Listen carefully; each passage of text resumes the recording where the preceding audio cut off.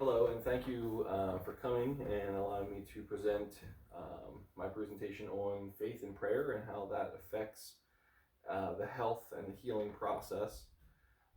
Thank you for being part of the audience as well, and thank you for, if you're listening online, thank you for joining online. My hope is that through this process and through this presentation, you can figure out one new thing to add into your nursing practice or into maybe your personal daily life as well. So for my presentation over the past 3 or 4 weeks, I've been digging into faith and prayer and how faith and prayer affect your health and the healing process and your well-being. Now, as nurses, we're all taught that we need to be holistic in our process to helping people, and that means you want to treat the whole body, meaning the mind, the body, and the spirit.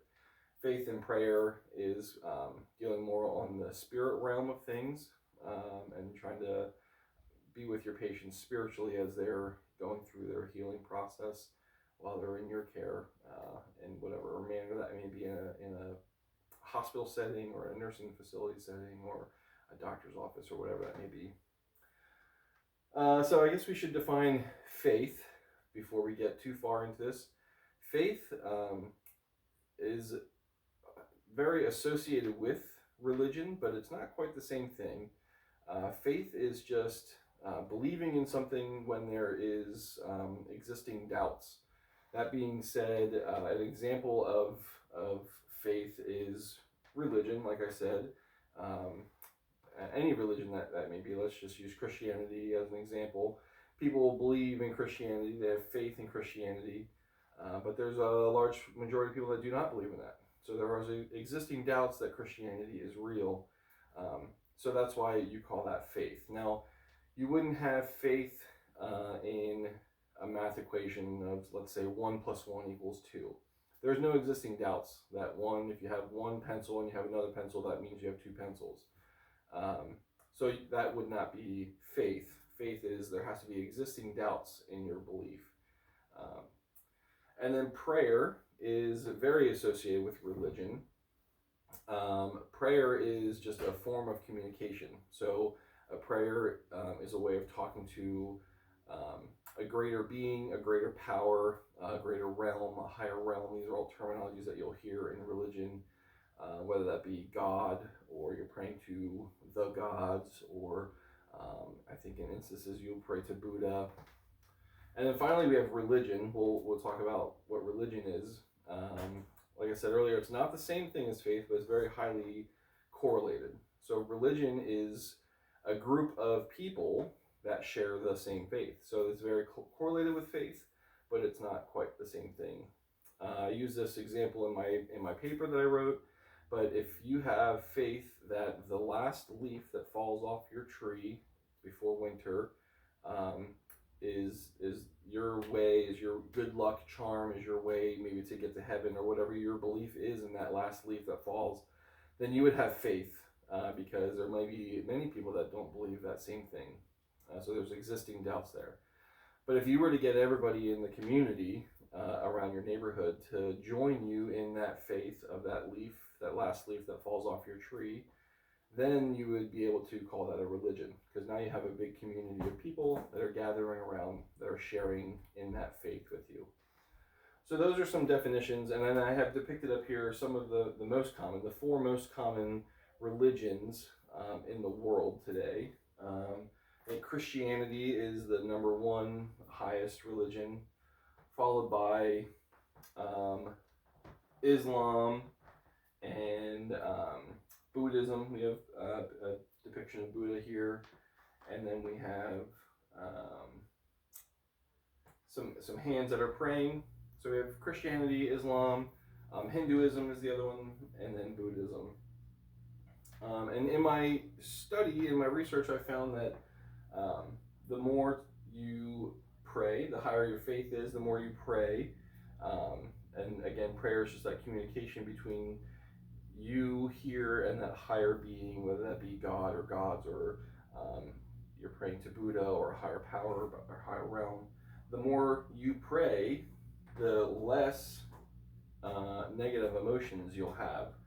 So negative emotions being, when you're sick, that you're not going to get better, or when you're going through a struggle in life, that it's not going to resolve. The more you pray, the less of those thoughts you'll have. So through faith and prayer, we are affecting the spiritual side of the holistic health.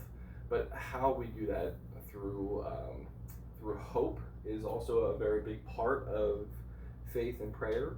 And so with hope is just the belief that something you want to happen will happen. So if you have hope that you're going to pass a class or you're going to get a good grade on something, you have hope in that, and the hope is that what you believe in will happen. So what we found with hope is, and what I found through my research with hope, is that there's a positive correlation between having hope and healing from illness and injury. In a study done by Caitlin Long and her team, Caitlin Long was a master's graduate from the University of Harvard that did a lot of research on hope and spirituality in general. And what they found is that the more hope you have in healing, then the better outcomes that you have as a patient. And we've all had those patients, or most of us have probably had those patients where they just have no hope. They kind of like are checked out. Like they would almost rather not be in this situation than try and fight through it.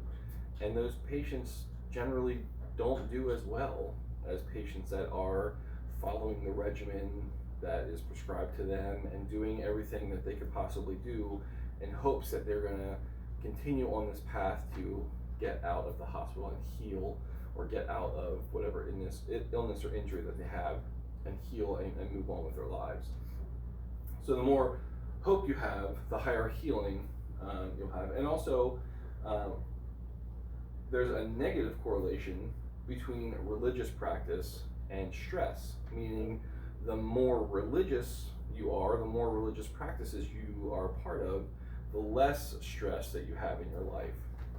And so religious practice, we're talking about faith and prayer, of course, like the paper, but there's also other things that you can consider in religious practice, being going to church, if you participate in fasting, rituals, meditations, and there's much more in that realm of religious practices, whatever that may be in your religion. So by doing those things and then being part of those religious practices, your body, they've done studies and they found that your body will actually release less cortisone, which is the stress hormone. That's the hormone that's released in your sympathetic nervous system, that fight or flight nervous system, when something scares you and you get startled and you get like really amped up. Cortisone's released, and that's a very stressful situation for you. So the more religious practices that you are a part of, the less cortisone is released in your body, which then means the less stress and the lower stress that you have.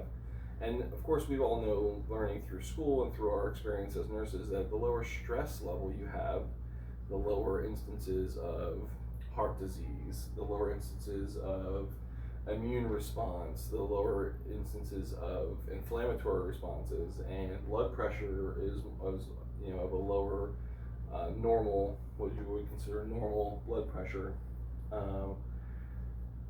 So those are hope and healing, and those are some of the things that we found through the research of faith and prayer. Some things that you can do as a nurse to implement these practices into your daily nursing care. One thing that I have found personally is that there's just a lot of bias towards religion and towards prayer and towards spirituality and towards faith.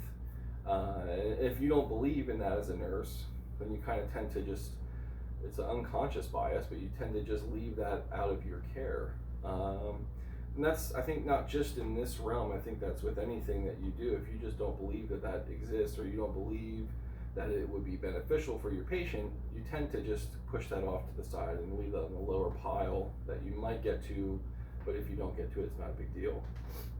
Well, a way of getting rid of that bias is to just have a standard set of questions that you ask your patient every single time. It removes that ability to have that unconscious bias.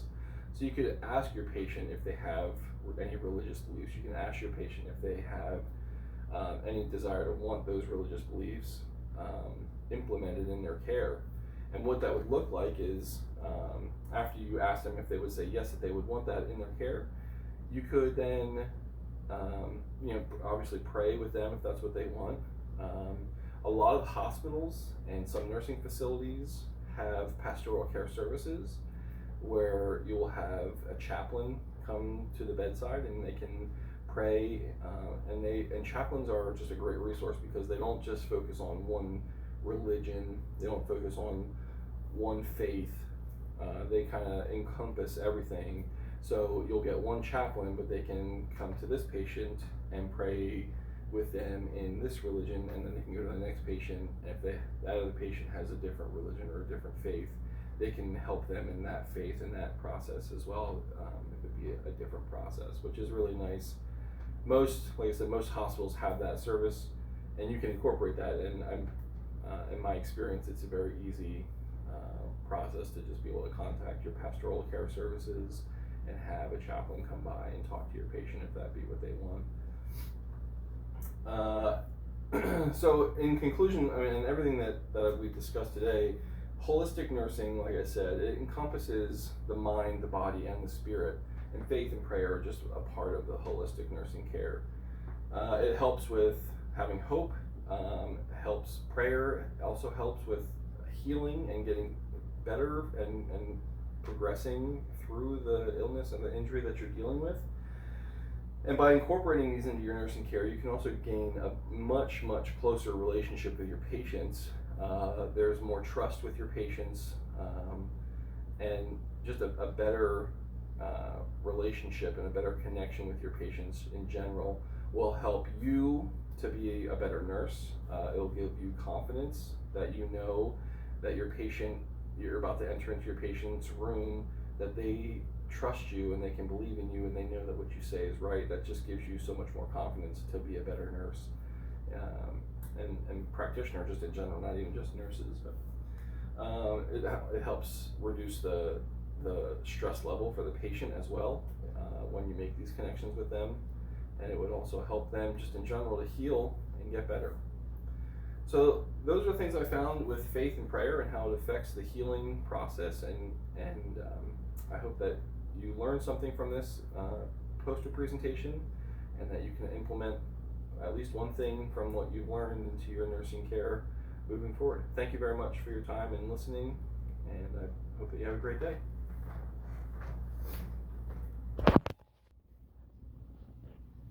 Oh man, that was